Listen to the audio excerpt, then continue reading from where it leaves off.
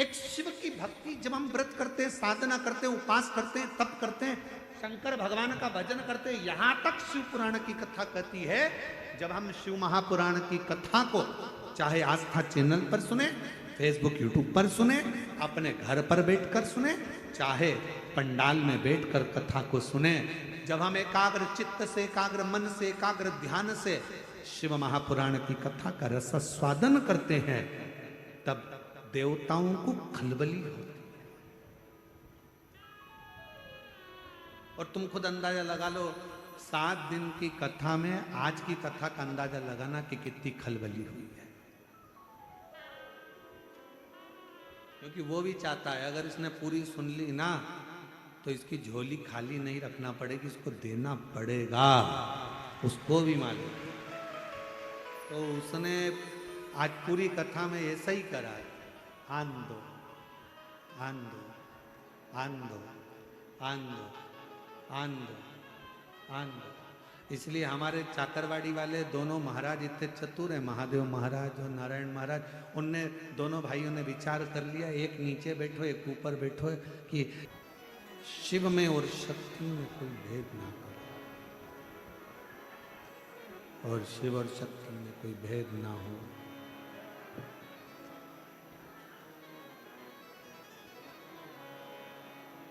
एक भृंगी और एक धर्मराज। भृंगी ने भेद कर दिया था शंकर और पार्वती में, तो पार्वती जी ने भृंगी को श्राप दे दिया था, तुम्हारे शरीर में जितना मांस है ये सब समाप्त हो जाए, केवल हड्डियों का ढांचा भृंगी रहने।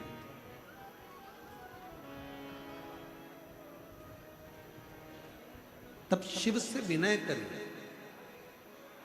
भगवान शंकर से निवेदन करा था, तो शिव जी ने एक अलग से चरण दिया था, 3 चरण भृंगी के।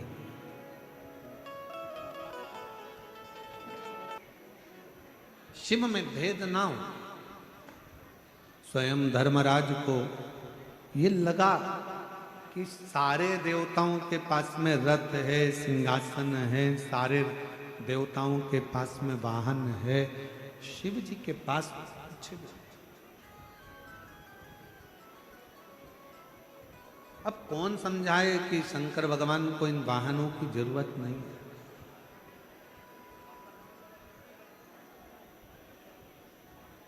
जिसको युद्ध लड़ना हो उनको रथ चाहिए, शंकर भगवान को कौन सा युद्ध लड़ना।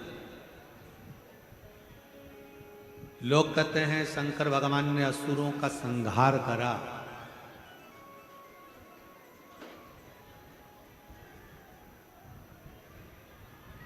शिव महापुराण की कथा कहती है मेरे शंकर भगवान ने एक भी असुर को मारा नहीं है।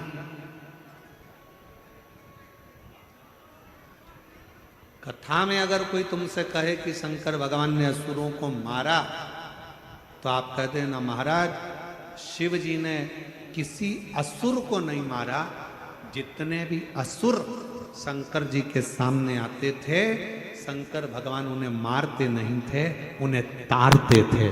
मेरा शिव मारता नहीं है, तारता, मोक्ष दे दे।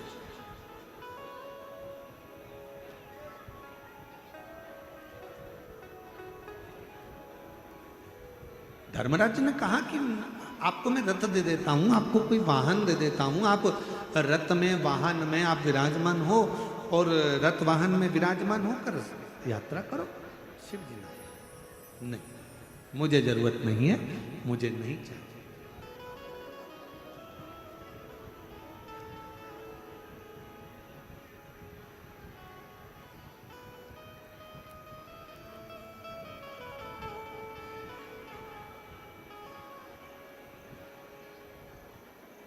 आप में से कई माताएं ऐसी बैठी हैं, आप में से कई बुजुर्ग पिता ऐसे बैठे हैं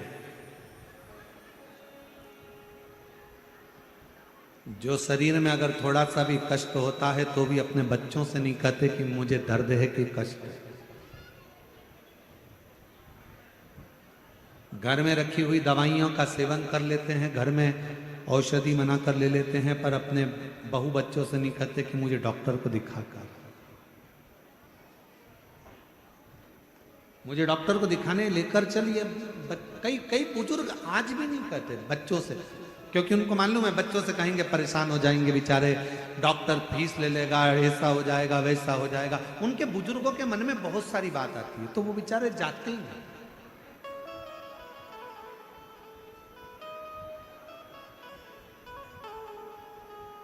और मेरे वो घड़दानी, मेरे शंकर भगवान, मेरे त्रिकालदर्शी, कैलाशी, अविनाशी, मेरे शिव भी ऐसे ही है।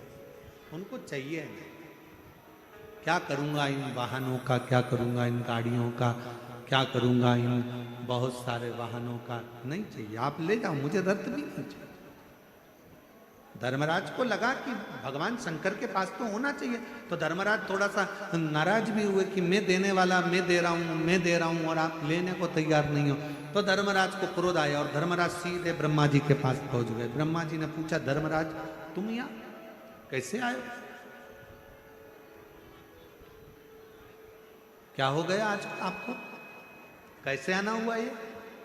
धर्मराज जी कहने लगे, पिताजी ब्रह्मदेव, मन में एक बात है, मैं भगवान शंकर को वाहन देना चाहता हूं पर वो लेने को तैयार है। भगवान नारायण के पास वाहन है, ब्रह्मा जी आपके पास वाहन है, इंद्र के पास है, सारे देवताओं के पास, किसी के पास रथ है, किसी के पास वाहन है, किसी के पास कुछ है, किसी के पास कुछ है, पर यहां शंकर जी के पास कुछ भी नहीं।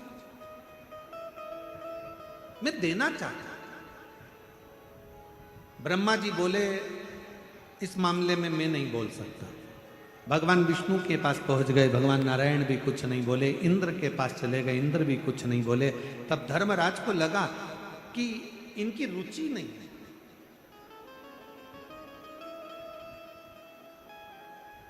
अब धर्मराज ने विचार कर लिया, अब तो मैं वाहन देकर ही रहूंगा। अब धर्मराज लग गए, एक एकांत में बैठकर तप साधना में लीन हो गए और भगवान शंकर के मंत्र का उच्चारण करने लगे।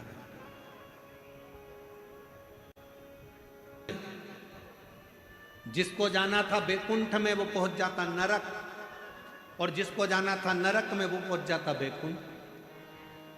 बड़ा उपद्रव मच रहा।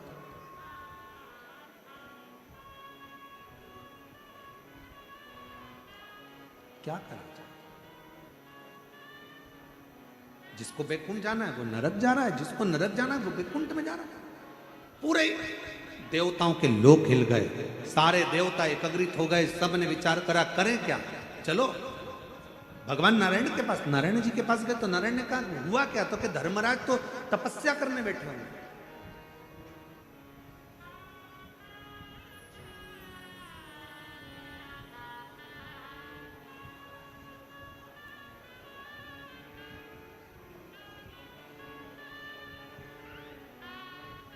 अब नारायण ने कहा अगर धर्मराज तपस्या करने बैठे हैं तो फिर होगा क्या। ब्रह्मा जी से पूछा, ब्रह्मदेव ने कहा अब तो उनकी तपस्या को तोड़ा जाए तो बात है। तो धर्मराज की तपस्या तोड़े कौन, कौन जाकर बोले कि भाई उठ जाओ। तो कहा एक ही काम करो, भगवान शंकर से जाकर कहो कि धर्मराज की तपस्या को पूर्ण कर दो और दर्शन दे दो।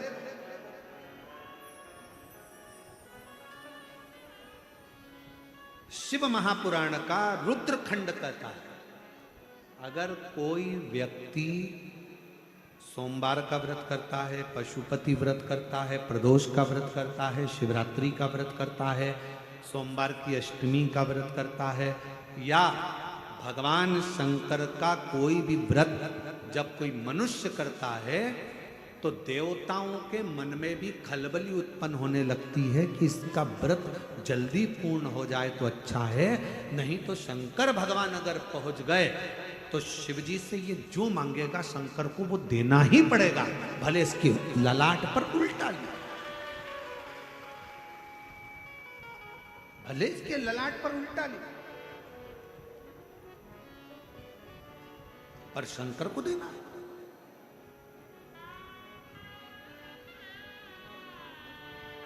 एक पत्र है, अच्छा है। एक विश्वास का अविश्वास ब्रह्मा जी ने कर दिया, और ब्रह्मा जी ने करा तो ब्रह्मा जी गए आकाश मार्ग की ओर, शिवलिंग का शीश देखने के लिए गए, नहीं मिला तो एक गौ माता को बोला, गौ माता तुम हमारे साथ चलकर नीचे चलकर बोल देना भगवान विष्णु के सामने कि ब्रह्मा जी को तो शीश मिल गया। गौ माता ने कहा मैं काहे को झूठ बोलूं, मैं क्यों झूठ बोलूं कि मुझे शीश मिल गया, आपको शीश मिल गया, मैं क्यों झूठ बोलूं। डाउन अप डाउन हो रहा है, हल्का सा इसमें वो भी आ रहा है।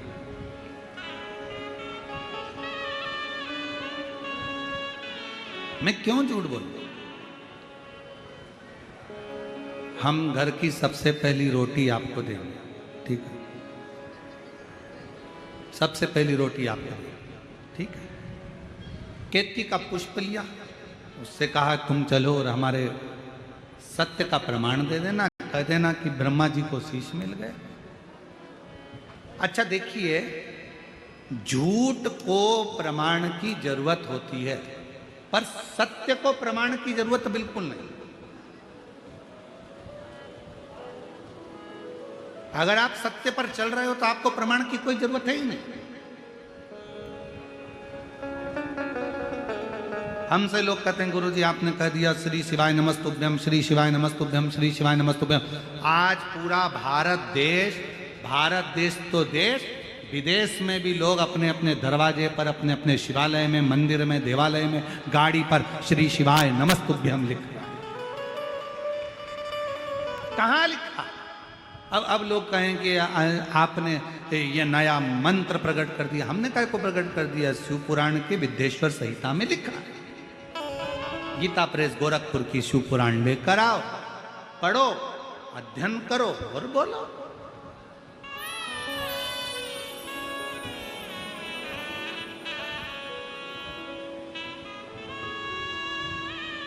उसमें लिखा है श्री शिवाय नमस्तुभ्यम। बोलने वाले के मात्र मुख का दर्शन कर लीजिए, हजारों अश्वमेध यज्ञ का पुण्य फल प्राप्त हो जाता है और हमारा पाप समाप्त हो जाता है। ये शिव महापुराण की विद्येश्वर संहिता कह रही है। अब सत्य को प्रमाण की क्या जरूरत है? जिसको लगे प्रमाण चाहिए, गीता प्रेस गोरखपुर की शिव पुराण लाओ, विद्येश्वर संहिता निकालो, पढ़ो, अध्ययन करो, स्मरण करो। जो जो मेरे भगवान शंकर जनमानस को दिए हैं उसका अध्ययन जरूरी है, बहुत जरूरी। कई लोग कहते हैं गुरुजी शरीर में इतनी भारी बीमारी हो गई, क्या करना चाहिए? हमने कई बार कहा अपामार्जन स्तोत्र का पाठ करिए।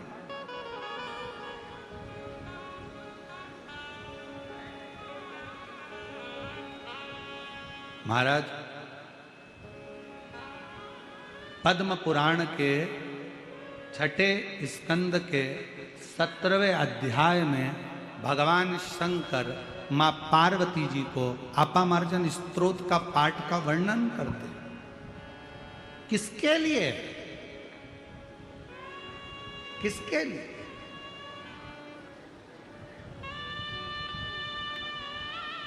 जब गणेश जी का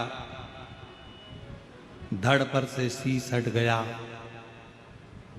पार्वती मैया की आंखों में जब जल भरा हुआ था, पार्वती से शिव जी ने कहा था ये आपामार्जन स्तोत्र का पाठ तुझे आज नहीं तो कल काम आएगा, पर इसके माध्यम से जीव सुख प्राप्त करता। बहुत बड़ी बीमारी हो गई, डॉक्टर कह दिया कि बहुत बड़ी बीमारी है, कैंसर जैसा रोग है, लीवर किडनी ये बीमारियां हो गई, बहुत बड़ा हालत खराब हो गई, बहुत तकलीफ की जिंदगी चल रही है। हम कहेंगे अपामार्जन स्तोत्र का पाठ करिए। पद्म पुराण में भगवान शंकर ने, कहीं मत जाओ, आपके पास में अपामार्जन स्तोत्र का पाठ अगर किताब नहीं है, पुस्तक नहीं है तो मोबाइल पर सर्च करो, गूगल से निकाल लो, उसमें निकल सकता है। अगर आप खुद नहीं पढ़ सकते तो उसको डाउनलोड कर कर अपने मोबाइल पर हेडफोन लगाकर हाथ में जल का पात्र रखकर, और जल का पात्र रखकर उसमें एक बेलपत्र रखकर नीचे शमी पत्र, जल का पात्र, पात्र के अंदर बेलपत्र रखकर आपामार्जनी स्तोत्र का पाठ जो भगवान शंकर ने मां पार्वती को सुनाया है उसका स्मरण करना प्रारंभ करिए और उस जल को थोड़ा थोड़ा सा पीना प्रारंभ करिए। आपको खुद मालूम पड़ेगा कि शरीर का बड़े से बड़ा रोग भी धीरे धीरे समाप्त होता चलेगा।